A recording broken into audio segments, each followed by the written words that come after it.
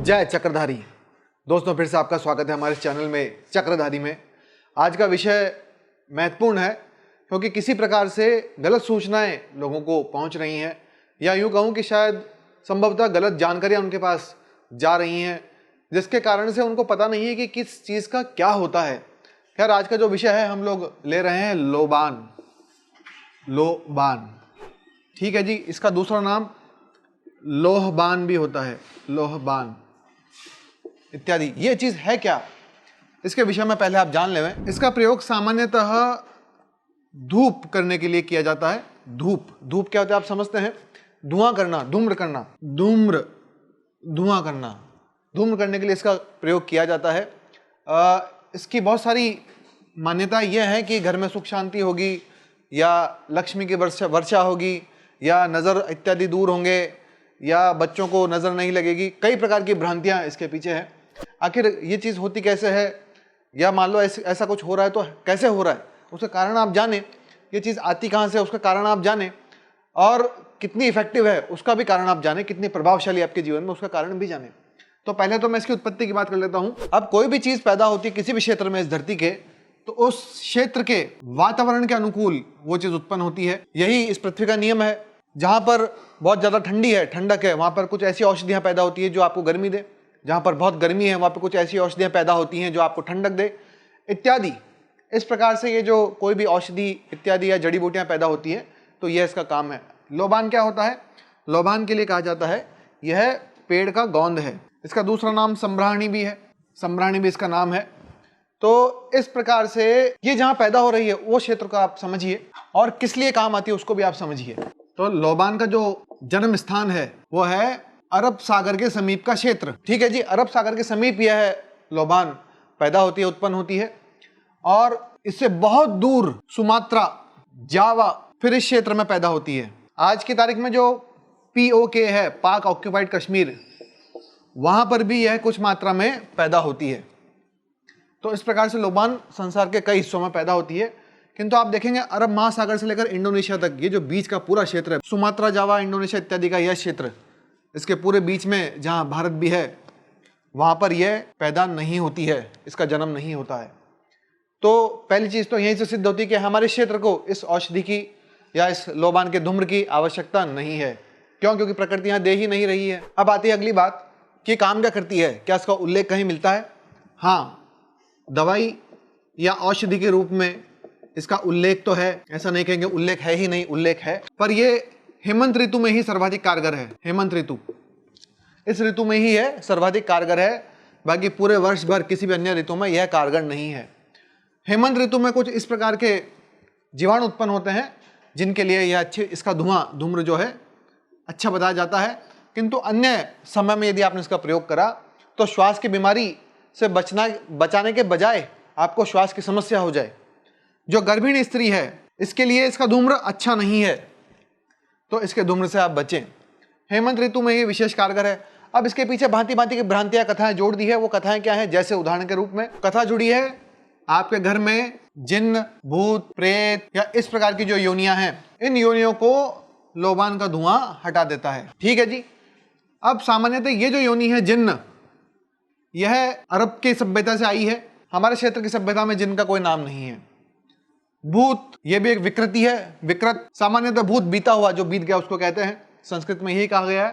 प्रेत, जो व्यक्ति शरीर जब मृत हो जाता है, यानी कि जब अंतरात्मा, उसकी आत्मा जो है शरीर का त्याग कर देती है, शरीर से जब अंतरात्मा बाहर आ जाती है, तो वो जो शरीर देह बसता है उसको प्रेत कहते हैं। यह भी विकृत हो गया। प्रेत से ना जाने क्या क्या कथाएं गढ़ ली जाती हैं, किंतु संस्कृत में वास्तव में जो मृत शरीर है उसको प्रेत कहा जाता है। भूत, बीते हुए काल को कहा जाता है। और जो जिन्न है वो हमारी सभ्यता का नहीं है। अब कथा क्या बनाई गई कि जिन, भूत, प्रेत जितने भी हैं आपके घर में से यह योनियां भाग जाएंगी, समाप्त हो जाएंगी। खैर, यहाँ पर मैं समझता हूँ कि जो बात कहना चाह रहे होंगे वो शायद नेगेटिव एनर्जी को लेकर के कही गई होगी, कि नेगेटिव एनर्जी समाप्त होती है। कुल मिलाकर के कम अपन शब्दों में कहें तो ऐसा कुछ कहा जाता होगा। ऊर्जाएं होती हैं, नेगेटिव होती है, पॉजिटिव होती है, इसमें कोई शंका नहीं है।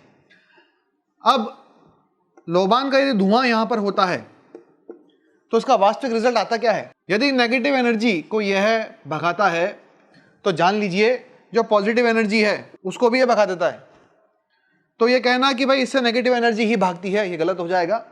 ये नकारात्मक और सकारात्मक दोनों को ही खत्म कर देता है और हमारा जो स्पेस है वो न्यूट्रल एनर्जी पे हो जाता है, खाली, कोई ऊर्जा नहीं। फिर अब आजकल काम क्या हो रहा है आप उसको भी जानिए। जब एनर्जीज न्यूट्रल हो गई, अच्छा आप तो गए बाजार, बाजार से उठाया आपने लोबान। पहले लोबान जो है वो हेमंत ऋतु के लिए बना है, आप पूरे साल भर जला रहे हो। दूसरा, चलो आप जला भी रहे हो तो जो लोबान आप बाजार से लेके आ रहे हो वो बना है शुद्ध केमिकल से, यानी कि सिवाय केमिकल के उसमें कुछ भी नहीं। अब आप उसका धुआं कर रहे हो तो पहले ही आपको उसकी आवश्यकता नहीं है, उसके बावजूद भी आप केमिकल ला करके और अपने आप स्वयं को ही, अपने घर को ही बर्बाद कर रहे हो। ये स्थितियां बड़ी मात्रा में हो रही हैं। अब कुछ लोग पूछेंगे असली कहाँ से लाएं या शुद्ध कहाँ से लाएं? इसकी आवश्यकता नहीं है तो लाने की आवश्यकता क्या है? क्या जो भी आयुर्वेद के जानकार होंगे, आप किसी से पूछें क्या लोबान की दवाई बनती है, क्या कोई औषधि बनती है क्या? वहीं हम बात करें गूगल की तो इसकी औषधि बनती है, इसकी दवाई बनती है। लोबान की कोई औषधि या दवाई नहीं बनती है। तो यहीं से आप इंपॉर्टेंस का डिफरेंस जो है या इसका अंतर जो है, इसकी प्रायोगिकता कहाँ तक हमारे जीवन में काम आएगी, वो आप यहीं से जजमेंट ले सकते हैं कि कौन सी वस्तु कितने काम की है। गूगल पर एक स्वतंत्र एपिसोड हम लोग भविष्य में बनाएंगे। अभी आपकी जानकारी के लिए मैंने केवल लोबान के विषय में बनाया है। तो इससे निष्कर्ष यही निकलता है कि जैसे मान लो आजकल अभी तक ऐसा भी चल रहा है कि बाजार में जो लोग दुकानदार हैं, व्यापार कर रहे हैं, वहाँ पे कुछ लोग आते हैं चद्दर लेकर के और आपके दुकान में धुआं ही धुआं कर देते हैं किसी केमिकल का। तो आपको उनको मना करना चाहिए कि ये चीज़ हमारे यहाँ पे मत करो, इसकी आवश्यकता चूंकि आपको नहीं है। क्या आपको लगता है आपके दुकान में जिन भूत प्रेत बैठे हैं, ऐसा लगता है आपको? उसके लिए आपको यदि लगता है, महसूस होता है आपको ऐसा, तो आप अपने कार्य क्षेत्र में हवन कर लीजिए। ये कहाँ से आप गणित लेकर के आए कि लोबान का धुआं करेंगे तो हमारा सब कल्याण ही कल्याण होगा? यह बिल्कुल आपकी मनगढ़ंत बात है। हवन आप करते हैं तो उससे वायु वास्तव में शुद्ध होती है।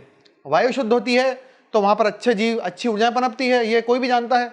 किंतु जो चीज़ न्यूट्रल कर दे, ना वो अच्छा शेष रखे ना वो खराब को शेष रखे, न्यूट्रल, ऐसी न्यूट्रल अवस्था में आप आमंत्रण देते हैं उस ऊर्जा को भी जो नकारात्मक हो, उसके लिए भी, क्योंकि उतनी अपॉर्चुनिटी है जितनी सकारात्मक ऊर्जा का अपॉर्चुनिटी है वहाँ पर घेराव करने की।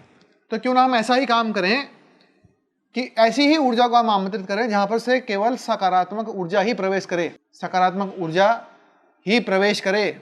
तो ये मोटा मोटा उदाहरण आपको मैंने दिया, मोटे मोटे कारण आपको मैंने बताए कि लोबान और गूगल में क्या अंतर है, किस प्रकार से काम करते हैं। गूगल पर स्वतंत्र एपिसोड हम लोग जल्दी बनाएंगे जिसमें हम पूरी चीज़ें इसकी आपको बताएंगे। तो इस प्रकार से मोटी मोटी कैलकुलेशन मैंने आपको लोबान की बता दी है। ये जो भी मैंने बताया, इस संदर्भ में आपके हृदय में कोई जिज्ञासा हो तो आप मुझे मेरे व्हाट्सएप नंबर पर मैसेज कर सकते हैं। मेरा नंबर है 9887917255। अभी हम लोग क्या देख रहे हैं कि सामान्यतः लोग देखते हैं और बहुत सारी जिज्ञासाएं भी आती हैं, यथाशक्ति मैं उनको उत्तर भी देता हूँ, ऐसा नहीं उत्तर नहीं देता, देरी हो जाती है किंतु उत्तर पूरा देते हैं। तो मैं आपसे फिर अनुरोध करूंगा, क्योंकि बहुत सारे लोग ऐसे प्रश्न भी पूछते हैं जिसके ऊपर हम लोग ऑलरेडी एपिसोड्स बना चुके हैं, उसके विषय में जानकारी दे चुके हैं, लेकिन उनको पता नहीं चलता। तो ये जो एक बेल जैसा आइकन यूट्यूब पर आता है, आप उसको भी क्लिक कर दें में, ताकि नोटिफिकेशन आप तक पहुंच जाए और आपको पता चल जाए कि कौन सा एपिसोड हमने बनाया है। क्योंकि जो बनाया हुआ एपिसोड है बार बार उसी के विषय में पूछना तो थोड़ा सा संकट हो जाता है हमारे लिए भी। इसलिए फिर से आपसे निवेदन है कि आप ये आइकन अवश्य ही दबावें, ताकि जो भी नया एपिसोड आवे तो उसका नोटिफिकेशन भी आपको आवे, ताकि आपको सिर्फ इतनी जानकारी मिल जाए कि ये इस टॉपिक पर हमने एपिसोड बनाया है। फिर आपको लगता है काम का है तो देख लो, आपको लगता नहीं काम का है तो जैसे अन्य नोटिफिकेशन आते हैं, खूब सारे नोटिफिकेशन आते हैं सब लोगों के फ़ोन में, उसको स्किप कर दो। इतना सा ही है। आज के लिए इतना ही। आज्ञा दीजिए। जय चक्रधारी।